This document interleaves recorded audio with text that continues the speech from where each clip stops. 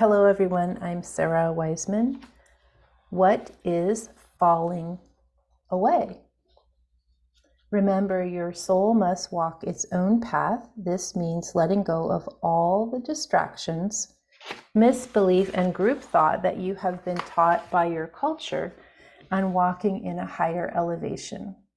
When you come into your true soul self, you won't be interested in what your culture is doing. Distractions, misbelief, and group thought that you have been taught by your culture will fall away. You will see behind the curtain. You will recognize the machinations as false and unimportant. One of the things that I found helped me to understand this idea of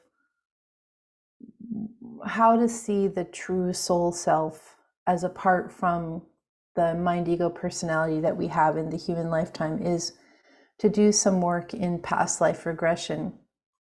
When the minute you start understanding, in past life regression isn't hard. You know, it used to be older systems when this started to be pioneered, especially by hypnotherapists. You know, it used to be quite a longer process. Like the work of Dolores Cannon is amazing, and she would take people through some pretty lengthy regressions. Nowadays, what I find is you can go into past life regression really, really quickly. You just sort of go in and go back and ask to see other lifetimes. It's not a multiple hour thing. You can just go into meditation and do this. And in my experience in kind of exploring this is there was a period of time where I was doing like a past life regression every day just to see like how many could I get to. And I started to realize like I could do past life regressions every day or multiple times a day for the rest of my life, and I still wouldn't get to all of them. But what is interesting about going into past life regression and seeing yourself in a different time, usually different place in the world.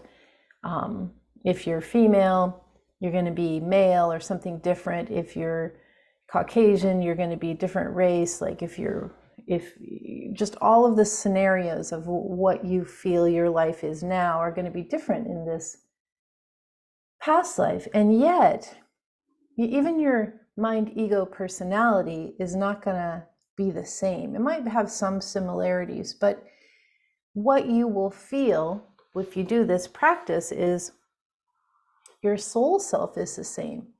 And you feel as you explore these different past lives, like, okay, totally different body, totally different situation. I have a different kind of personality. I'm experiencing something radically different, and yet my core, my true soul essence is the same. And as we start to understand, like, what is it, the heart being where the soul resides, the stillness of the heart, the nowness of the heart, the true soul self, not located in our being here, but this feeling that we feel, that we understand that cannot be denied. When we start to recognize that by looking at ourselves in all these different situations and recognizing the core self, then when we come back to this lifetime and we're looking around like, that's so silly, or that makes no sense, or the culture is telling me this and it just has no meaning to me, because you know the essence of yourself. Again, so you don't know the essence of your mind, ego, personality, because that is often changing different lifetimes. Sometimes there's some carryover, but over time that will shift. But the soul self is remaining.